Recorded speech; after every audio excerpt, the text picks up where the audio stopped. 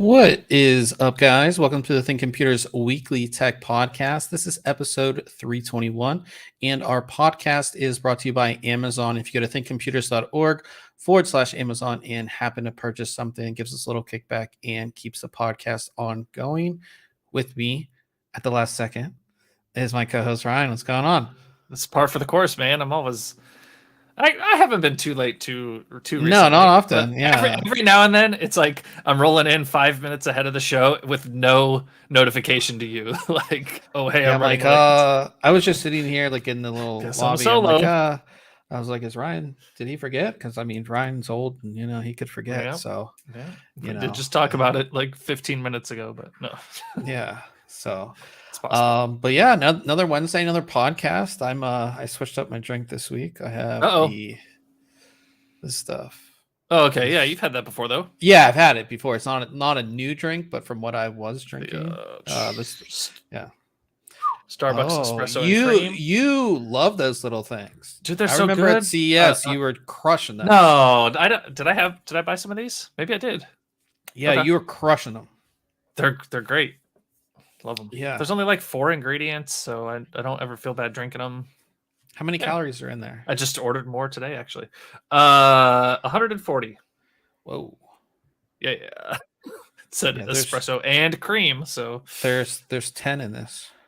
Well, it probably. But this probably has a bunch of other like weird things, chemicals, and yeah. That's like that's why your face is red, Bob. You were asking why your face is red. My face is really red. I was outside today. But yeah, there's probably a bunch of weird stuff in this. I don't know. No sugars, 4 carbs, 170 milligrams of sodium. That's probably not great. And then all these other weird things. But in any case, we're here to talk about tech. So exciting times. Well, we'll get into the why it's exciting times if you're wanting to build a PC. But we'll start with our reviews this week.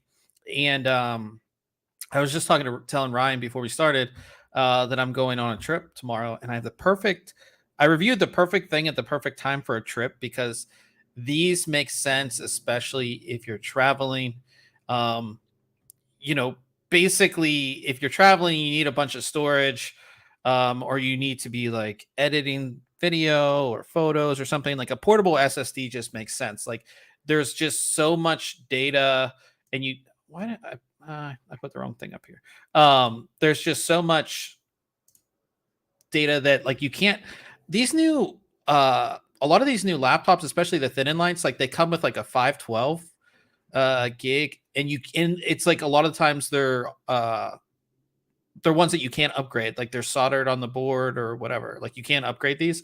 So like something like this, which is the ADATA SE880. It's tiny. It's so small, especially compared to the previous generation. So I'll bring this up so you guys can see it. Like this thing is so small. This is 1 terabyte. They also have it in 512. USB 3.2 Gen 2x2, which means 2,000 megabytes a second. Like I said, it's just like the tiniest little drive, as you can see. That's awesome.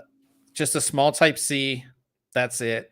Just like a simple, like I said, just a simple little drive, and it does like all these portable SSDs, unless they're like for some reason don't work. That's just that's what they're going to do. They're going to give you fast speeds, and just portability. I mean, I can throw this in my pocket. It's easily like I said, I'm going on a plane tomorrow. Easily fits in my backpack.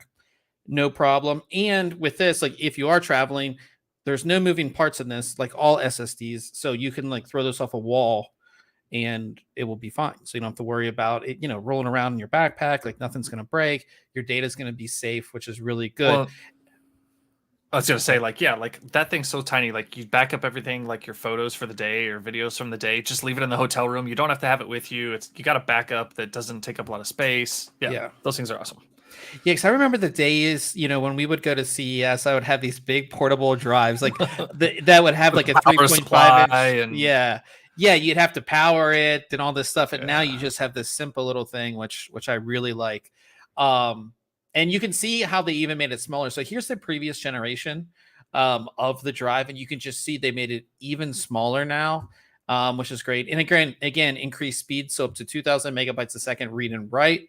Like I said, just an awesome little drive, and it's like a no frills drive. So it doesn't come with any software. It doesn't come with any backup, anything. It's just the drive. It does come with a USB type C cable and a USB type C to type A. So if you have a computer that has a type A and doesn't have a type C, you're covered there. So you don't have to buy an extra cable or an adapter. But yeah, and like I said, in our testing, I mean, it performs pretty much right up to specifications. One of the fastest drives that we've tested, obviously, being USB 3.2 Gen 2x2. Just great overall performance. And it's just, it's a no-brainer. Like if you're somebody who needs to back up data when you're on the go, these are great. But even just transferring from like one computer to another computer, it just speeds up the process, especially if you have a USB 3.2 Gen 2x2 port. All these new laptops do as well. Or if your laptop has Thunderbolt, that defaults to USB 3.2 Gen 2, which is 1,000 megabytes a second still. So you'll get great performance out of all of this as well. It's, like I said, it's just a no-brainer. And the size of this just makes it's awesome. I don't know if it's the smallest one. It might be the smallest one. It's got to be close if it's not. Because even the previous generation of that drive was pretty small. So here's the Kingston. I mean, hold on.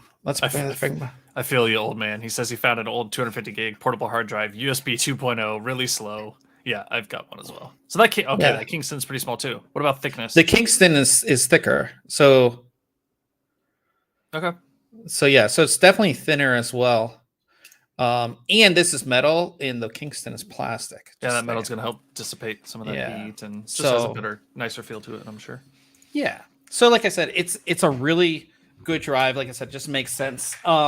The 512 gig is 99. The 1 terabyte is 129, which I think is fair for the price. I gave it a 10 out of 10 and a recommended award, because if you're traveling, I would definitely recommend this drive. So definitely check out the review. Every time I review one of these, I'm like, I love portable storage, but that's just, I love portable storage. This is how it is. Real quick, before we get into Ryan's review, Nick was in the chat. I missed all this stuff because I never look at the chat because I'm an idiot. So it's Nick, like me in the stream, so it's all right. Yeah. Nick is here, and then of course we have old man, and he was talking about portable hard drive. Yeah, I have a box of portable hard drives, and like they're the big ones that have like you had to have an external power connection and all this stuff. It's just I have to go through because there has to be some like old stuff on those that like I just I have like a drawer of them right here, and I even have like an external little 250 gig drive, exactly like he's talking about. But yeah, I go through them and I like copy the data to my NAS, and I'm like, all right, here's a copy of this. It's out there, and then I don't get rid of the drive. I need to just purge it, right? Like destroy the old drive, or do I just keep it? Like it's not taking up that much space. Who knows? Yeah, I don't know. You got to get rid of tech stuff at some point. Yeah, or like give it to somebody who could use it or whatever. Who's gonna want a USB 2.0 external drive? I mean, I'm sure somebody. Yeah, I mean, there's somebody that can make use of it. So Ryan, on the other hand, took a look at a microphone, and it's been a little bit since you did a microphone review. Yeah, it has. So I took a look at the AKG Ara microphone. Now, AKG, I've had a set of their studio headphones, and actually I have them right here. They're like these iconic studio headphones here. A lot of people like you see these, and they're like they're not my main headphones, but like when I want to listen to some music, and especially when I have it hooked up to my record player right here, like that's how I like to listen to that system. So AKG was already kind of a known brand to me, but this is our first, I think, AKG product we've ever reviewed, and it is a USB microphone that has dual polar patterns. So like with the HyperX Quadcast, for example, it has 4 polar patterns, which are just different ways that the microphone can be configured to pick up audio. So the Ara has essentially a front and a front/rear. They have them kind of labeled weird. Those aren't typically standard terms for the polar patterns. It's usually like, cardioid, which is in front of you, picks up most of the sound in front of you, and then like an omnidirectional or a figure 8 will get like that face-to-face type of audio. So it's got both of those, front and then front and back polar patterns. So it's great for podcasting if you're just like singing into it or needing to just record audio, but then you can also switch it over to that front back and do a face-to-face podcast or interview, or even it'll pick up audio around you as well in that front and back setting, but probably not the best for like if you want to hear sound all around you. But anyways, great for front and back.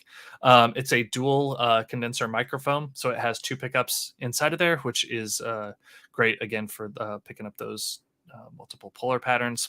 USB Type-C connectivity for that, which is always great. Love to see everything moving towards USB Type-C standardization. And one of the accessories it comes with, in addition to the stand that comes mounted on it, is a nice little threaded adapter so that you can mount that onto an arm if you would like. So yeah, like I said, nice looking design. I love the look of it. It's like it's very like old school radio broadcast type of mic almost. It's super solid build. This bottom blue section is metal, super hefty. The top upper section is plastic, but it's a nice perforated plastic. None of it feels like loose or squeaky or flexible at all, which is really nice. And behind the perforation is a foam filter, pop filter for kicking out all of the plosives that you might pick up on your microphone. So again, let me figure out which window I'm looking at here. The 2 dials on the front. Top one obviously allows you to choose your polar patterns between front and back. And then the bottom dial acts as a volume dial for the inline monitoring headphone jack that's also on the bottom of the microphone. So that's where you can plug the microphone into the headset into the microphone, and you can monitor your audio that way, kind of get some side tone there. And then you can also depress that button to mute the microphone itself. I wished that they would have employed something that we have seen on the HyperX Quadcast and Solocast and even the Elgato Wave 3 microphone. They've got the perfect spot for it on top to put a tap to mute sensor, right? Like tap to mute is just, now that I've used it, I can't stand to use anything else. And they've got like the perfect spot for it right here, but they didn't do that. And the thing about that is when you press in the button on the front of the Ara, it introduces a thud sound when muting and unmuting. So that kind of gets in the way of your audio recordings, or if you're trying to do something live like a podcast, and if I needed to mute myself real quick, like if I'm not doing muting via software, like via the app or the browser, but I hit the microphone, it's just going to and which is just kind of a distraction, not the greatest experience. Anyhow, like I said, has a 3.5 millimeter headphone jack as well as a Type-C connection for powering the microphone itself. Comes attached to a stand by default, 2 metal arms that come up and attach to the sides. You can obviously adjust these knobs on the sides of the microphone body to get the tilt that you like. And the stand does come off and whoops, wrong window again here, detach so that you can connect it to a microphone arm. But it's a nice sturdy bottom, nice foam base. It seems very high quality just by the pictures. Absolutely. Yep. Build quality is nice. The fit and finish of everything is nice. Like nothing feels like they cut corners here or there. It's just a all around solid microphone. Nice. So I went ahead and ran it through our standard use, whether that's talking in OBS, or I'm sorry, using it in OBS, talking in Discord, or even like I used it on a couple Zoom and WebEx meetings when I was working from home because I had it hooked up and available right down here in my office. So I utilized it, and it's always nice. Like you get that better audio than everybody else in the meeting that's just using like a cheap $15 headphone mic or Yeah. an integrated webcam microphone. When you like have a microphone like this, everybody's like, "Whoa, hey, who joined? Like, what's going on here? Why do you sound so good?"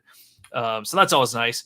Like all of our microphone reviews, I have a sample of the AKG Ara here, along with all the other microphones that I have looked at. And like, start to look at this list; it's getting kind of long there. We've reviewed quite a few, right? I think well, I think one is that have, especially with the pandemic and more people working from home, like having good audio is so important. And just like everybody's gaming, everybody's streaming now too. So there's like maybe like 5 years ago, there were like one or two mics that kind of everybody used.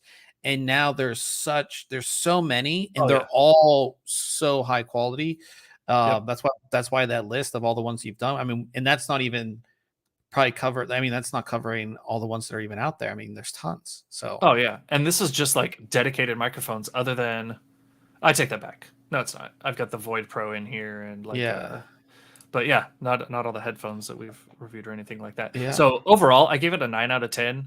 The audio sound is great. Solid build quality. It's got the multiple pickup patterns, which gives it some versatility compared to just a standard directional microphone that you're going to get. It's got the headphone monitoring. The only things that I didn't like about it were, number one, the tap to mute. Like, it's not a huge deal, but the noise that it introduces when you're muting and unmuting is kind of a bummer. And just the ease of muting and unmuting by tapping a microphone somewhere is so nice. And then it's kind of got a short USB cable.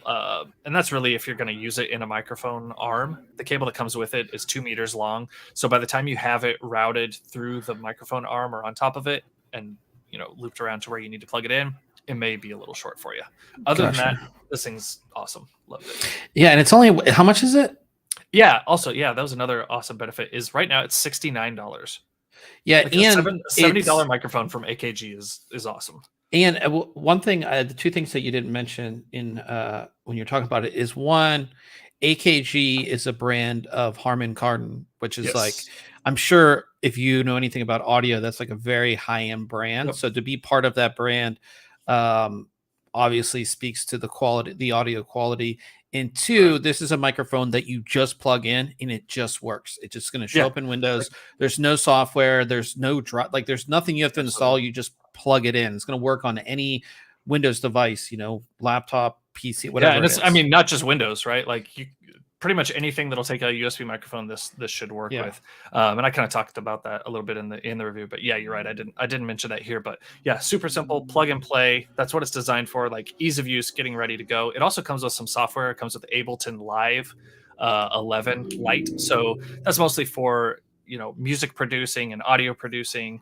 There's all sorts of features that it has where if you wanted to add some sound effects and it's their light version. But it's at least gets you started, and if you so it's like to that light version, you can always upgrade it to a full version of that software. Yeah, well, that's the nice thing. It's like maybe you're buying this as an investment. You're doing a podcast or something, or you kind of can use that light version until like, okay, I'm going to spend more money. I like that it comes with something like that where a lot of these things don't, and you kind of have to figure out what to use or spend money on something like Edition or whatever it may be. So. Very cool. Yeah, old man was saying that mics are really important, and he was watching a video and closed it after a few minutes because the audio was so bad. I know, like I watched a video today at lunch actually of some guy doing a review. His video wasn't the greatest either. But I can get past that because I can always look away and I can listen, and it's the audio. And I was like, oh my gosh! And it's not like his first video. He's got probably 100 videos out there, and you're like, oh, come on, like you got to do something about this. Yeah, well, that's when I remember at CES when we would just use like a microphone that went on top of the camera, and you would there was so much outside noise, it was very hard to watch the video. And then we started using like lapel mics, and it got better, and then we got better quality lapel mics, and just like people can they always say this, especially, like creating like YouTube videos and videos for the internet. People can forgive like bad video or messed up video, but they can't forgive bad audio, because especially if you're doing a narration or you're talking about a product, Yeah. if you can't get past that, it's just never going to work. So yeah, I mean, having good quality audio for anything, whether it's streaming, gaming, I think it's one of the things that like people who just get into streaming, like they start out with like their headset mic, and Sure. then as they get more into it, the next thing they buy before a new camera or before anything else is they buy a better microphone. It just makes sense. I mean, Yeah. I mean, that's why I bought this microphone when we were doing the podcast. I mean, you have a bunch of good mics over there as well. Right. It just makes sense. So yeah, so Yep. definitely Yeah, check out it's Ryan's review. And like I yeah, said, very absolutely. affordable too. Very affordable. $70 is crazy. Yeah. Yeah. So definitely go ahead and check that out. That brings us to Case Mod Friday, and we have another Antec Torque case, which I just love this case. But this one's really cool. Oh wait, that's you. Let's bring. Yep. There we go. Yep. There we go. So yeah, so this one is by Create Modding. It's the name of the project is MotoGP VR46, which is inspired by a 2010 Yamaha M1 bike. I mean, look at that. That's just cool. I like the colors, a little different. Really put is this a reservoir? I guess. Yeah, I think it's a res just with like a carbon fiber wrap on it. Yeah, that's cool. Like really made that look like the exhaust on this. Of course, you have your hard tubing all through here. I like the colors. It's Yeah, that Yamaha obviously, blue looks nice. yeah, it's obviously like themed after a motorcycle. So if you're not into that, I'm not sure how much you're gonna like this build. But I think it's cool. I think this case really lends itself to these type of builds. We've seen a couple other cases. There's a Cougar case that lends itself to this type of themed build. Mhm. But yeah, this thing Yeah, just looks cool. it looks good as either like this one, and I feel like this is one of the first ones that's really taken the motorcycle look to heart. But it either looks like Yeah. a sport bike or some sort of like a mech. Yeah. These cases, the Cougar, all the others that we see that are like this. Like, I'd love to see just a lineup of them, right? Like this battle arena of all these cases of this design, Yeah. and like they're What's that ready like to go to Antec battle. should do? Antec should do like a torque off, where they have all the torque builds, and they just Yeah, they should do that'd be that. cool. Or they should, just like any of these companies, like all the Cooler Master does it. Thermal Take, I know Cooler Master and Mhm. Thermal Take are the big ones that do it. They're like, okay, like the Cooler Master World Series, you have to use a Cooler Master case, Yeah, and it shows off. One mod can be completely different from the other, but they use the same case. It's really cool. I think that Antec should do something like that with this case. Maybe they have and we haven't seen it. right. But yeah, I mean, just like I said, cool build. Just looks good. I mean, there's nothing bad you They can got really say some about. crazy bends there for the reservoir, considering where it's running. Like I can't Yeah, exactly tell where the bottom one is running to. Kind of almost looks like it goes behind the case to the distro plate. There's like something right there that's yellow. Right. Does it go up? But that's all hard tubing, right? So that's a pretty crazy build to get right to make it fit. Yeah. So anyhow, Interesting. Yeah. Very cool. So definitely check this out. Shout out to Create Modding who put this thing together. It looks really cool. Just looks awesome. So I also put out a video this week. If you want to, instead of seeing my face here on the podcast, if you want to see it in a video, I took a look at the Gigabyte Z690 Aorus Ultra, and you can see me and I talk about this motherboard right here. It is linked in our show notes if you want to check it out. I won't spend that much time talking about it because we already did a full written review on this motherboard. But yeah, I always like making videos, and hopefully this one, I think Old Man commented on this. Yeah, Old Man commented on this because there's 13 USB ports on the back of this thing. So nice. a lot of that. It's like Ryan's big thing is like USB ports. He needs his Yeah. USB ports. So So yeah, check out the video. Like I said, it is linked in the description. And we'll get into news, and we're going to start with RTX 40 series. We've been hearing so many rumors the past few weeks about the RTX 40 series. Obviously, this is going to be 4090, 4080, 4070, 4060. Do you think they're going to split this again and we're going to get a GTX card in this series? Or like another GTX I card? hope not. But I really hope not. I thought we were past that, but then we just a couple weeks ago we talked about a new GTX card, so I wouldn't put it past him. Yeah. By any, I think if supply is good, we shouldn't have to go down that low to get like RT cores and things like that, right? Because we'll talk about it as far as pricing, because pricing is real good right now. But the first thing about the RTX 40 series, new rumors on power for the RTX 4090 can reach up to 800 watts on desktop and 175 watts on laptops. Obviously, 800 watts on desktop is huge. that is. Obviously, this is like you're fully pushing this 100%. And possibly overclock. Possibly this is like a aftermarket overclock card. But 800 watts. I mean, that means that if you're running a 4090, you'd need. I mean, what's like a safe range for power? Like 1200 watt power supply? Yeah. I wouldn't feel comfortable with 1,000.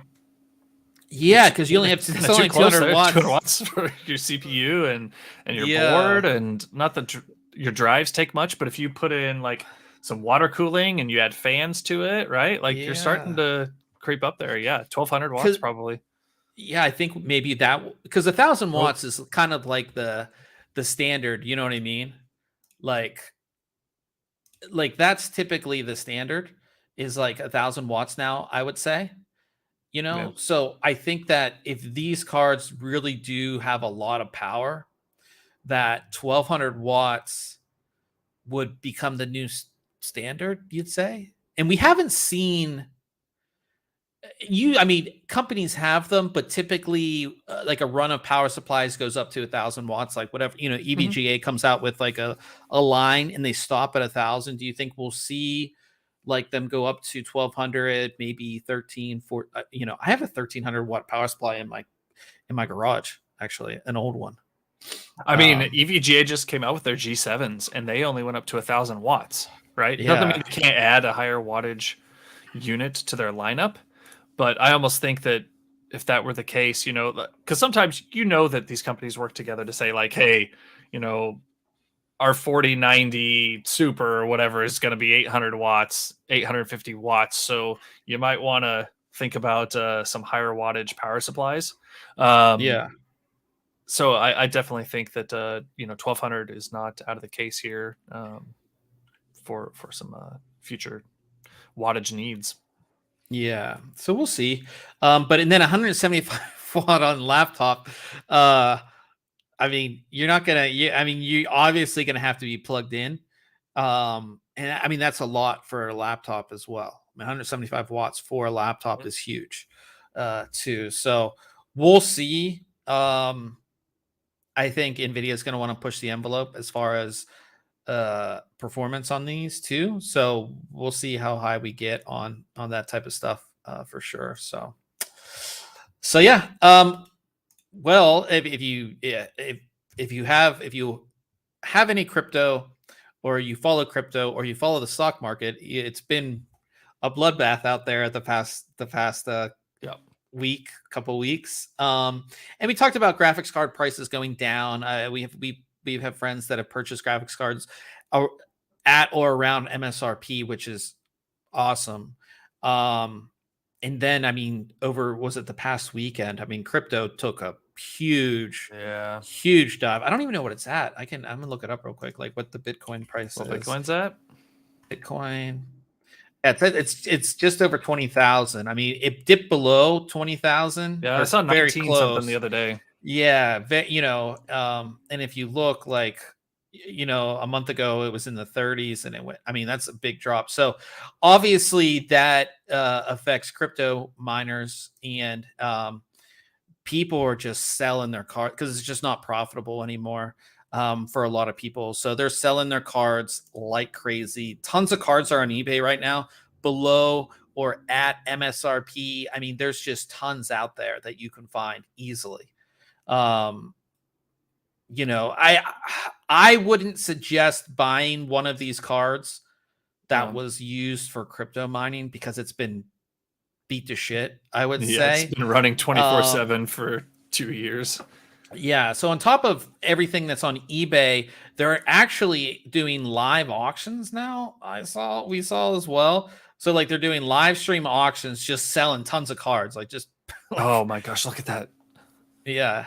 Like all these, like especially in China, like all these like live stream auctions of just cards everywhere, just being sold off because again they're not profitable. Now again, I wouldn't personally buy one of these cards unless there was like this pink one is like a special edition. Like if there was like a special edition card that you really wanted that you can't really get, that was up for auction maybe. But again, all these cards, and you can see especially like these MSI cards are like real dirty and they've all been used pretty heavily.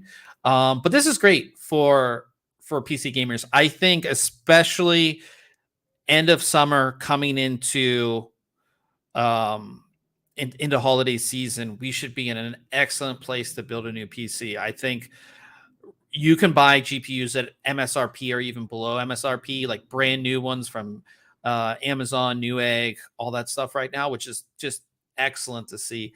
I saw Newegg tweeted, you know, I forget what 3080 they were selling for MSRP, and I was like, what is this? Like, this isn't real life. You know what I mean? Yep. So I think that, you know, it's just going to be a great time. I remember I was like, oh yeah, like a 3080 for like 1200 is not bad right now, you know, and now they're at MSRP and you're like, yeah, you're like, how did I think buy one for that? Yeah, like how did I think that was a good? I mean, at the time when the prices were going down, it wasn't the peak, right? Yeah, you're like, oh, this is so much better. Yeah, so it's just a great time, I think, to build a PC. You can find parts, and there's, I mean, everything's available. You can find CPUs, you can find motherboards, you can find everything you can find for. This time last year, though, like we were in the middle of supply chain, like you couldn't get like all sorts of items, right? Yeah. So yeah, it's crazy how far we've come.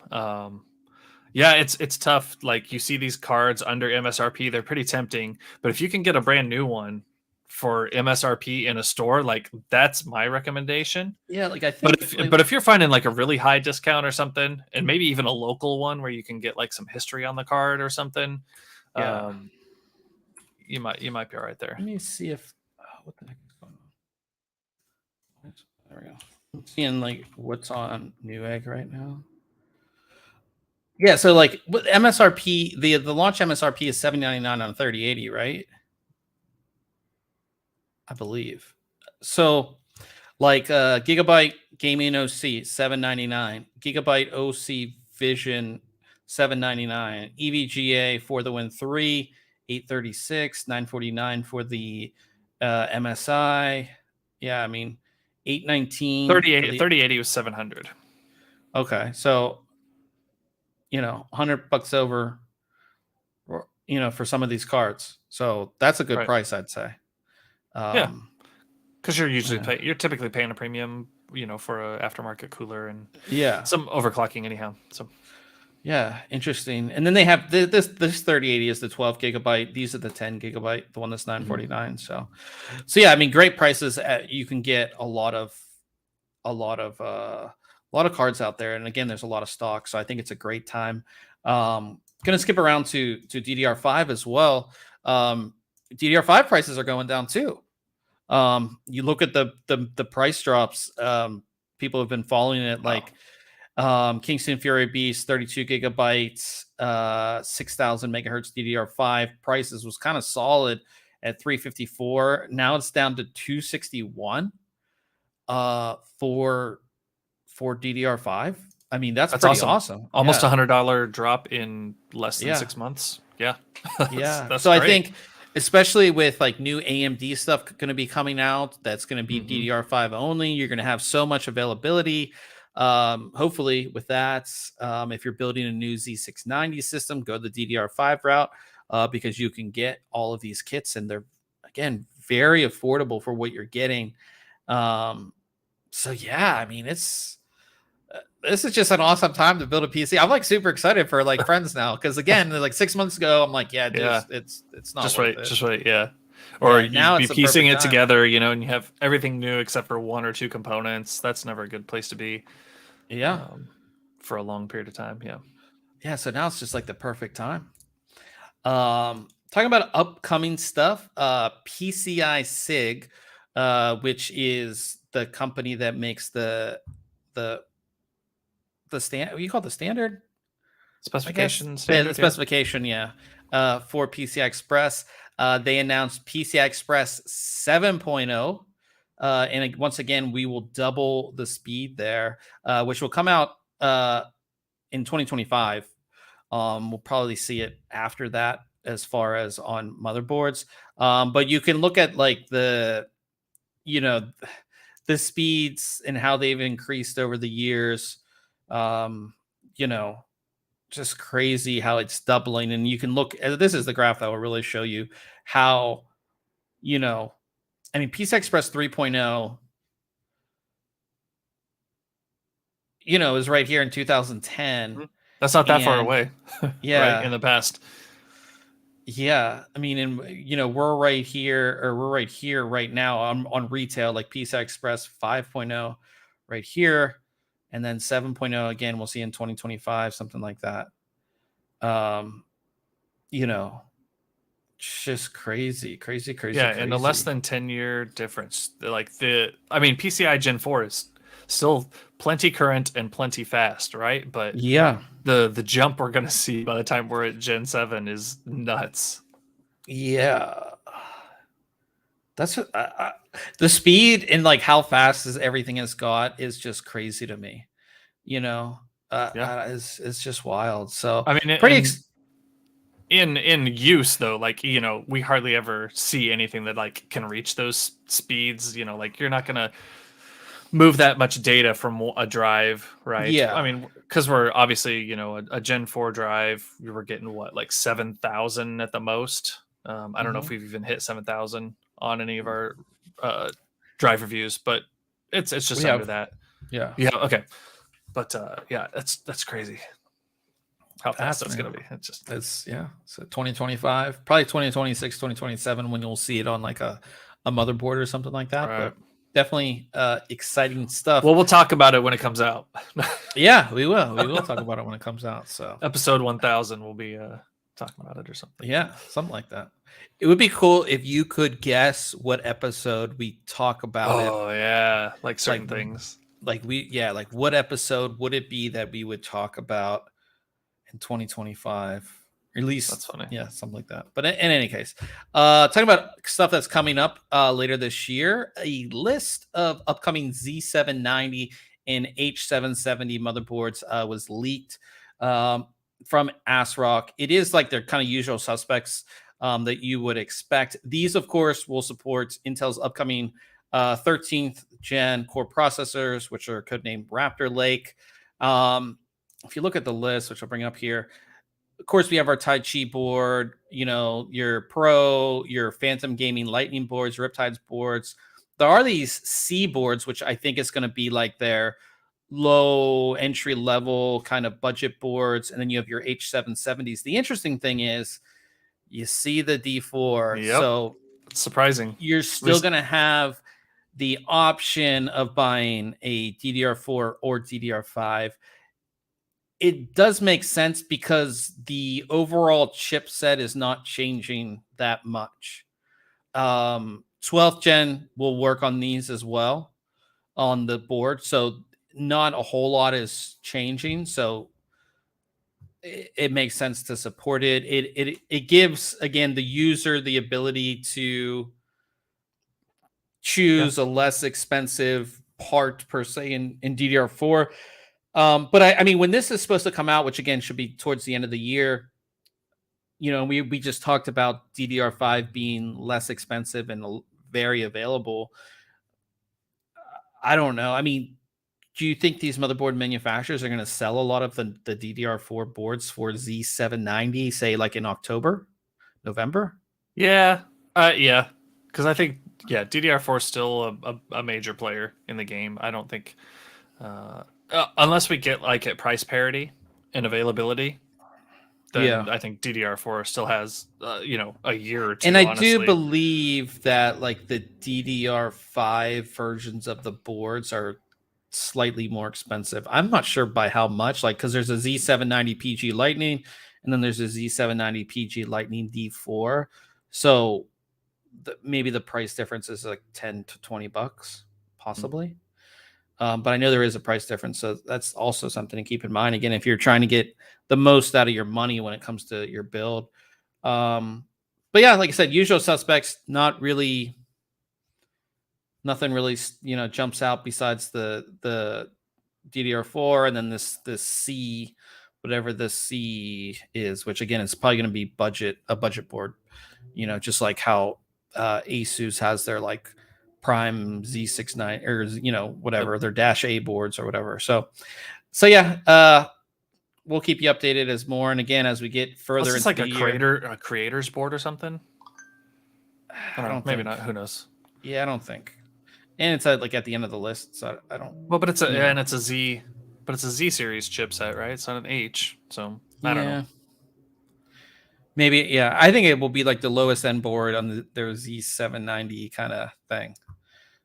So I don't know. We'll see. But yeah, exciting stuff. I love new motherboards, so I'm definitely excited for that. We also have a new Intel NUC, the NUC 12, which seems to be decently beefy. This is going to be their highest performance NUC to date. Going to come with an Intel Arc A770M GPU, a Core i7 12700H. It looks cool. It's very small. I think something like this could give you some decent gaming. You know what I mean? The last one, their last gaming one had a 2060 in it, so this is going to be a decent jump up from that. Lots of ports. Again, very small. I mean, if you look at it, yeah, they're pretty small. I always like these things. I wonder how many of them they sell. They must sell enough of them to keep coming out with them because they've made them for years. But I don't know anybody that's ever had one. I reviewed one a while back. Mm-hmm. It's a cool little system. It's super powerful, especially now with we'll have to see because we haven't seen like real performance on that A770. Right. But I mean, even when like the old one came out with a 2060. I mean, that's 1080. Like that's all your esports titles, at least at 1080p over 60 FPS. And again, in a small form factor, I think these are great for like somebody, maybe like a teenager who wants a PC, but like, you can't afford to build and this is going to be dorm room where you may not have a ton of space and don't want to bring like your main rig from home for this, for the school year or something. Yeah. It's cool little system. So it is coming soon. No word on pricing. But I think this will be coming out the next, like you should see reviews of this very soon. So if you're interested, definitely stay tuned for those because I know they'll be out there. Ton of connections too. 2 DisplayPort, HDMI, 2.5 gig LAN, 4 USB 3.2. Probably this is 10. Gen 2? Yeah, this would be Gen 2. And then you got a Thunderbolt next to the LAN. Yeah, you have Thunderbolts, and then you have a card reader on the front, and then 2. I think it's a Type C right there. Is that what I'm looking at? Yeah. Type C on the front, and then 2 more USB, headphone, and then a card reader. So it's like the full thing. This would be like the perfect dorm PC, I think. You know what I mean? Absolutely. We got someone else new in the chat. I'm sorry, Nick's not new. Where did Skylar go? Was saying what's up? But Nick was saying they wanted to build a mini ITX system when 7000 series comes around, waiting on the new series. Yeah, I think that's what I'm gonna like go towards on my next build. Is like I've got the huge Inwin 925 with dual 360 radiators, fully water cooled, hard tubing, everything. I want to do a small form factor build next, I think. Are you going to water cool it? I want to be water cooled. Yeah. That's the tough part is Yes. being able Getting to a water pump cool and keeping everything cool. Yeah. Yeah. Yeah, I remember this is like years ago. I went from like a full tower to a mini ITX. It was like a little thermal take case, and I loved it because it was super small. Except for I had like 4 portable external drives, like the big ones, like the desk stars or whatever they were called from. I forget who they were from. Western But Digital. Yeah. they would like those 4 together were like bigger than my entire PC at one point. Wow. Yeah. Yeah. But yeah, I mean, getting a small little system is nice, and especially now that you can get shorter, smaller cards. I know Zotac especially makes those really small kind of cards, and if you're water cooling, you can definitely get some great performance out of that as well. So yeah, that's exciting. Like I said, I'll be excited to see the performance of this NUC 12.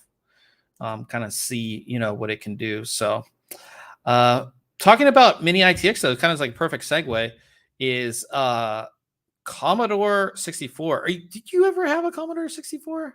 I didn't have one back in the day, but I have one now. But it's not hooked up. It's like in a display cabinet out in the family room out there, and it looks like almost just like this one here. It's kind of funny. Yeah. Yeah, so we've got a Commodore 64 returning, but with Intel CPU and GeForce GPU. Yeah, it's pretty cool. I love these retro builds where they like shove new stuff into old hardware or new form factors or older form factors. What were you gonna say? It's basically they're using the same form factor as the original, and then it's like the keyboard is a Cherry MX switch keyboard, a mechanical keyboard. And then you can do like a Raspberry Pi inside, or you can do a mini ITX system with up to I forget it says it in the article which GPU you can put in there. Where did it go here? I think it's like it's not something crazy powerful, but it's powerful enough. No, it's Core i9 and GTX 1650. Yeah. So like shoving it into a Commodore sized space is pretty cool. Integrated docking station adds some extra storage space for you as well. I like these builds. How practical they are, I don't know, because if you've ever typed on the Commodore 64, like that is so thick, like you're gonna have to have a wrist rest for this thing to use it much. I don't know how. That's probably how everybody got carpal tunnel back in the days, because they were typing on these dang things. Because it's crazy. But I guess it's a Kickstarter. So the Ultimates. They got multiple levels. Bare bones, extreme, and ultimate. Absolutely. So I think it's cool. I think if I watched some documentary on the Commodore 64 not that long ago, and there's still like a massive community for it. Yeah, like a massive community. I have some C64 games that I need to get rid of, because I'm not going to fix mine up and get it working, I don't think. But I have I don't know. I have the monitor. I have the CRT for it. That's not. I put it in my storage closet. But I have like the monitor. I've got the external power supplies, a couple disk drives for it, and a bunch of other things that I need to get rid of. But we'll find some time for it. But I'm keeping this. I would like it's a cool display piece. I would like to get like a Macintosh. That'd be kind of fun to have just sitting there. Yep. Like a little, as much as I'm not an Apple guy, like some of those early Apple II GSs or something, like got the little screen and it's just that form factor. I'd love to have one of those. Yeah. Yeah, that'd be really cool. Yeah, so pretty cool.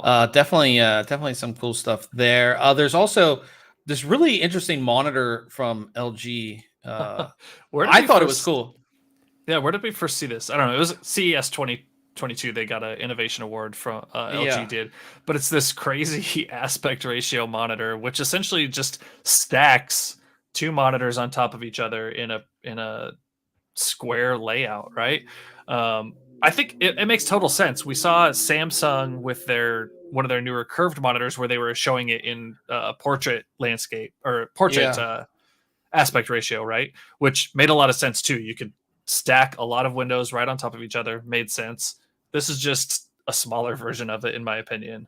Yes, 28 inch monitor. And exactly what this picture's showing is like an awesome example of it, right? You've got your full size video that you could be watching to kind of preview how your editing's going, and then editing right below it.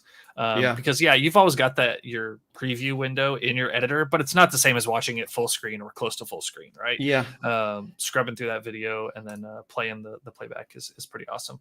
What is its resolution? What was it? It was 2560 by 2880. So not quite a square, but pretty close to it.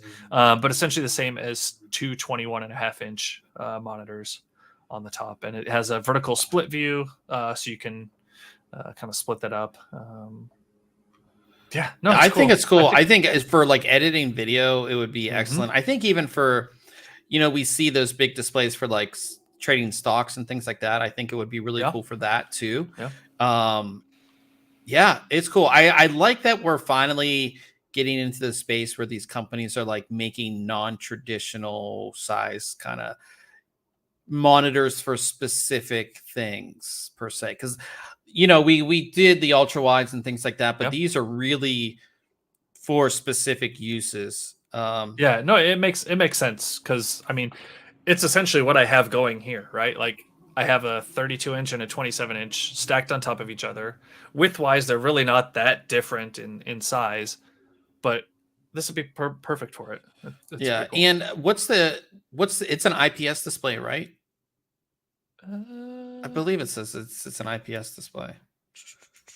I can it's IPS. Yep. Yeah, it's an IPS display. The refresh rate, I don't remember. $700 though. That doesn't seem too bad. Nano IPS display for the amount of screen real estate you're getting here. Nick was asking about the refresh rate. I don't think it says. 120. You could probably get away with on this, but I don't know that is the actual frame rate on this. It doesn't. Oh wait, hold on. I'll find it. Pulling it up.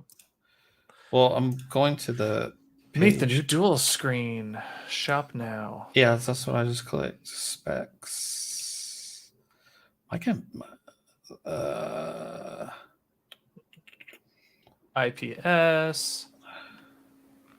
Does not say connectivity. 60 hertz. 60 hertz. Yeah. 2560 by 2880 at 60. So yeah. USB-C power delivery, which is awesome. That is kind of nice to have that. So like that's how I'm set up with my laptop now at work. Is I don't even use a dock. I'm just connected right to a Dell monitor. It provides all my display connectivity and powers my laptop all from one cable. Yep. Good so stuff. Nice. Yeah. And then we have new low profile switches from Cherry, which hang on. They've had. Old man says that kind of monitor would be great for watching your stocks as the market crashes. Yes, and it has that extra height, so you could just watch it keep going down. Like you've got extra vertical space for that. Yeah. Stocks are just the market's just so bad right now. I forget how much money I lost because don't look. I never look. Yeah, but I don't sell stuff. It's just a long term. All my stocks and all my crypto is very long term. So I just don't look at the loss. But I'm I probably lost a lot of money. But in any case, new switches. Oh God. I was gonna say Cherry has had low profile switches for a while. They were basically reds. These will be more like browns. So they're the ultra low profile tactile switches, which Ryan has up on the screen here, and you can kind of see just how small they are.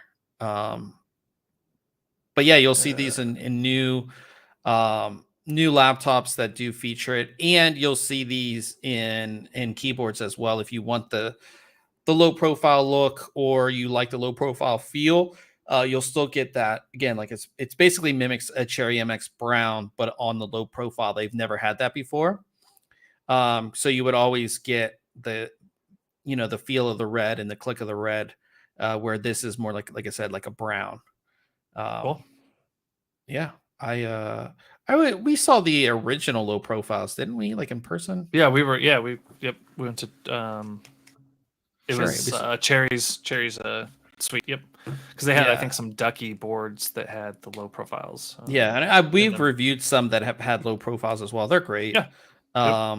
You know, and it's really nice to have them on laptops, especially gaming laptops where it's like, yeah, like you can connect an external keyboard and stuff, but just having it on there for maybe you're somewhere with that big ass gaming laptop and the feel is just so much better than like a scissor switch, which is typically what you find on like a laptop. It just feels great. I had a gaming laptop that had the low profiles on it. And it was just so nice to type on. Like going from a scissor switch to the low profile mechanicals is just awesome. So yeah, really cool stuff. RGB lighting, we gotta talk about that.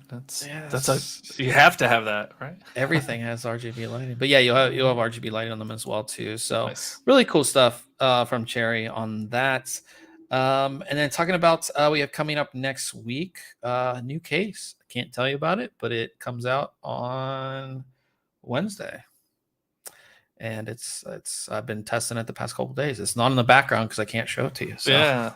As I say, I almost forgot. It was sitting behind me, and I was like, I got to take this out of frame here because I can't talk about it. But yeah, new case next week. Like I said, I'm going away, so don't have enough time to get some other stuff done. But we have a bunch of stuff in the pipeline. Obviously, Ryan, you were talking about, since we're talking about tech stuff, you got a new phone. I did. Like I just unplugged it here because it reached 100% charge, and its charges so fast. Like it's insane. It came with a 65 watt charger. So it's a quick charge. Yeah. Oh yeah. Super quick. So I bought the OnePlus 10 Pro, right? OnePlus 10 Pro. Yeah. If we can. It's getting a glare, but yeah, there it goes. Yeah. There we go. Yeah. Anyhow, like I literally just set it up before the podcast. That's partially why I was kind of running behind. One of the reasons. But no, I'm excited to use it. I've been using the Pixel 4 XL since it came out. So that's going on 3 years, and it was the 64 gig model, right? So I've been bumping up against storage. Usually, I don't know how you do that. Like 95 to 97% full on storage, and my phone backup kept failing. Because I don't know, it couldn't create the files it needed to back up. So I was like, that's it, I'm done. I was going to wait for a couple other phones, but this came out pretty recently. I liked all the specs of it. We'll give it a shot. And we'll go from there. He loves the wallpaper. Yeah, thanks, man. It's some X-Men. I don't know how you did 64 gigabytes on your phone for so long. Yeah. Because see, like I shoot a lot of video, and I always shoot my stuff like on my phone in 4K. So it takes up a lot of space, obviously. And yeah, I think like my phone is 256. I think I'm going to get a 512. Like the next iPhone I get is at least going to be 512. Well, and this new one's only 128, right? I could have gotten a 256 because this one has 8 gigs of RAM and 128 gigs of storage. How large are the 12 gig and with 256 of storage, but it was going to be like multiple weeks before they would have it available, and I just didn't want to deal with this any longer. How big are the photos that it shoots? Because that's a big thing that takes up a lot of space too. I haven't even looked. Yeah. I literally found out that this phone was available today. Looked over its specs for a little while, and I was like, "Yep, this looks good enough." Is it noticeably faster than your previous phone? I've spent 2 minutes using it. Gotcha. I don't know. And that's the thing is this Pixel 4 XL, I have no complaints other than I'm running out of space on it. If it was a 128 gig model, I could use it for another year probably. I don't notice it being slowed down. I mean, it makes sense from the manufacturer standpoint why they don't have SD card slots. Oh yeah. You know, because you could prolong your phone for a very long time. But yeah, it's just crazy the amount of space. Like I thought, like I'm like 200 out of 256 gig or something like that. I mean, I'm pretty close in the 200 range, and that's with like deleting a lot of photos and a lot of videos off of it from trips, or not deleting them, but like backing them up and then deleting them. Maybe I'll get a 1 terabyte phone. Oh my gosh. That adds so much cost too. Like if you look at like an iPhone, it like just bumps your cost up so much. But It's like again, the jump in PCIe generations. yeah, but like again, you don't want to be on a trip and be like phone full, like you can't take Mm-hmm. photos or whatever. I mean, that's the biggest thing for me. But if you are and you got that external drive, you just copy it to that and you're good And to I go. shoot, and a lot of times I turn Shooting like raw. I shoot in RAW on the iPhone, which is actually pretty good. But I mean, the files are like Huge. 30 meg per photo Yeah, or that's something crazy. crazy. Yeah, and I shoot. So they have like a file type to save space, like a compressed image file, and I turned that off. That's like the first thing I turned off. I was like, I want the full, I want I the want the full full. thing, yeah. Yeah, like being somebody who takes a lot of photos, so I was like, yep, nope. You know, and if you shoot an HDR, the HDR photo is like, yeah, there's a lot of yeah, it just takes up so much space. Yep.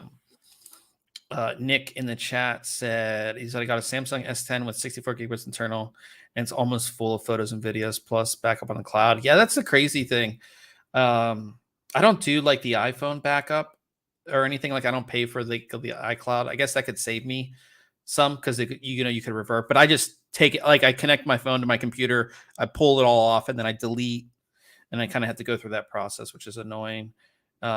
Old man says he's using the Pixel 4a right now. It's a great phone for my use case. I don't really need anything high end. Yeah, I mean, you know what's crazy is I remember like the iPhone. I'm like, yeah, I'm gonna play games. I'm gonna do all this stuff on my phone, and like literally, I use my phone. I mean, I take pictures and video like when I'm traveling, and then I use it to make phone calls and text, and like the normal stuff like Facebook, Twitter. But I can't tell you the last time I actually played a game on my phone or anything like that. When I thought like when the iPhone came out, I was like, yeah, I'm gonna play all these games, even when it's like tomorrow, like I'll be on a plane or whatever, I'll probably watch something on it Mhm. or I'll be on social media. Like I don't really like play games on my phone. Do you play a lot of games on your phone? Like if you're in transit or whatever? Well, I can't right now. I have a few like basic games on the phone, but I do plan to try out a couple games that I've been wanting. Like I want to try Apex Legends on the phone, and there's a couple That others would be cool. I want to Yeah. try out, right? Because I just haven't had the storage space to do it. Um, you know, Yeah, John in the chat said somebody's yeah, doing a crypto thing. Yeah, somebody was spamming. I think Brian deleted it. I deleted it and banned. We're not doing any type of crypto giveaway. And I think a lot of YouTubers are having this issue is like they'll comment on your video. So like this video on YouTube, or they'll comment and they'll make their name like ThinkComputers or whoever the creator is. And they'll be like, yeah, I'm giving crypto away.